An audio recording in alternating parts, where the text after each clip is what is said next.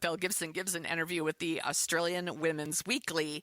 And in that interview, she's unable to give them any names, location, dates. She can't explain like any of her behavior. Her stories are starting to not line up. They said at one point she seems irrational and illogical.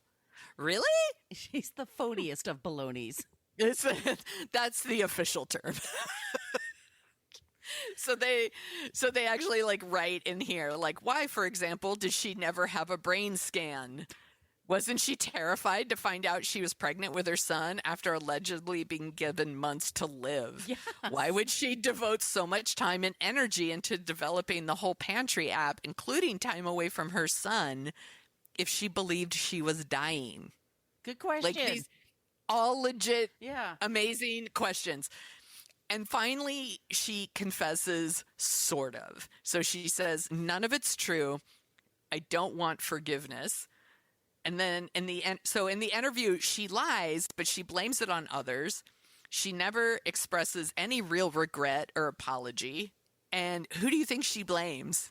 The dark web or pharmaceutical. What am I thinking of? Big Pharma. No, it's her mom, of course. Oh, God damn it. If it's not one thing, it's your mother. Exactly. Okay. So it's because she was forced to take care of herself and her brother from such a young age. Yeah. And and then they reach out from to the 70s and 80s, by the way. Yeah, right. I'm like, shit, we were all doing that, bitch, and we don't pretend to have cancer and steal money.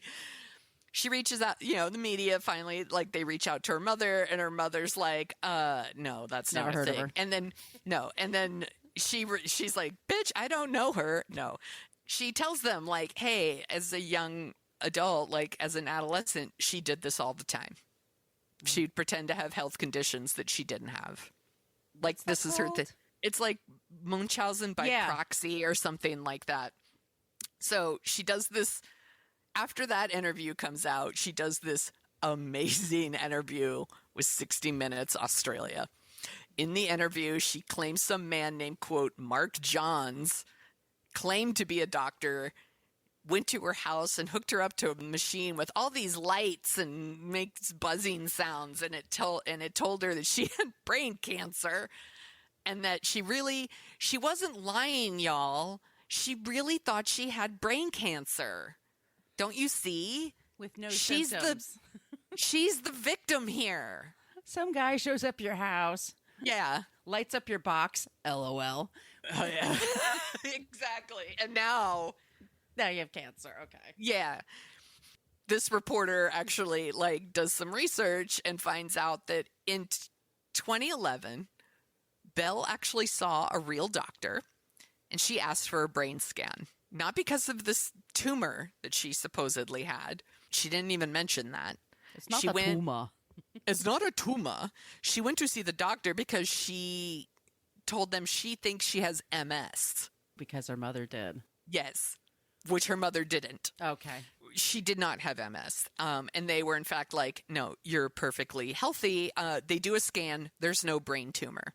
She has the scans. Like, she's perfectly normal. This was 2 years before she created that app. So before she's like selling her sob story all over the world, writing her, like launching her app, writing the books, doing all the social media shit, she already had a clean brain scan. But she would just take that and like Perez Hilton it to just write tumor here and draw a penis next to it. But throughout this like interview for 60 Minutes, she's claiming, well, this man, this rando dude off the street, I guess, just wandered into her house and told her that she had brain cancer. So it must be true. Like, but she got a scan and she didn't. Because she's just a fucking liar. She's just a pathological liar. The interview will make your blood boil. Someone who just accepts absolutely no responsibility for her actions. Even when confronted with the truth, she will not admit it. And then she'll say things like, well, I wasn't intentionally lying because I thought I had brain cancer. And they're like, but you didn't. And you have a scan. But I thought I did.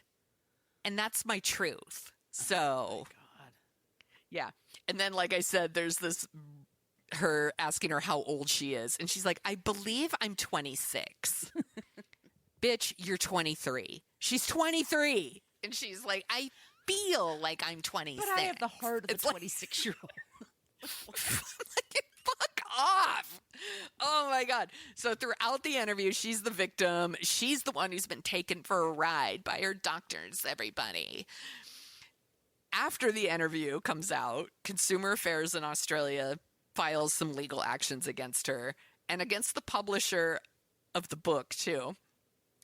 So Penguin Australia agrees to pay $30,000 because they did not fact check her book. They're like, we did not fact check it. We took her story at face value. We did this all in good faith. Like, and they just pay the fee and fucking move on, which I was like, good call. Yeah. They don't, by the way, for most books. Right. They don't, books would cost like 50 a piece, or like, they do have to count on you to be honest. But yeah, it does stop with them too, because they should be a little more responsible, especially something like this where somebody's claiming they're curing cancer by eating vegetables. Like, no.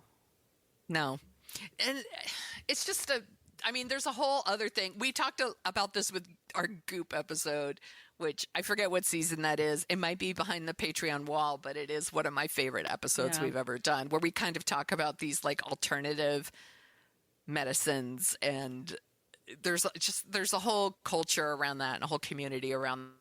We couldn't possibly get in this episode. They pay their fine. She is found guilty of making false claims, and she is fined $410,000. She's fined over $400,000. She does not pay the fine. The Sheriff's Office of Virginia raids her home. This is in January 2020. And they recoup a bunch of stuff. They just take a bunch of her shit. They go in a year later. They take some more shit because she's not paying for anything. Is she working? I mean, she's probably not. No, she's not working. She's living with that man, Clive Rothwell or whatever. But like, he doesn't have to pay her shit. They're trying to get their monies from their money worth from her, right? So just when you think the story couldn't get any crazier, after the first raid, our friend Belle Gibson comes out and claims to be adopted by the Ethiopian community in Melbourne.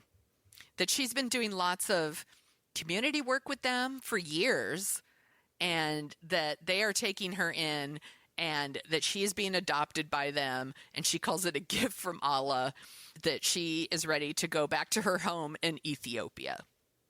What? The president of the Australian Oromo Community Association in Victoria is basically like, bitch, please. He was like, she is not a registered volunteer here. She's not working with the community. He expressed that nobody seems to know who she was. He just learned her backstory and expressed a desire for her to stop saying she was part of this community. He's like, stop saying you're part of the bitch, we don't know you. Like, can you believe that? It's like they haven't suffered enough. They need this bitch to come along. Like they're, Like, what the fuck? Oh, it just boggled my mind when I read that. I was like, I don't know what she thinks that means. It doesn't mean anything. Like, you're still guilty as fuck, and you still have to pay your fines. Yeah, so I don't know. I don't know what she was thinking she was getting with that lie. Yeah, she went out. She's wearing like a headscarf, and she's just like, I've been adopted by this Ethiopian community in Melbourne, and they're like, no. So she's saying she's Muslim, or I guess so. Jesus Christ. And they're like, nah, we don't want you. No. So we already mentioned Clive Rothwell.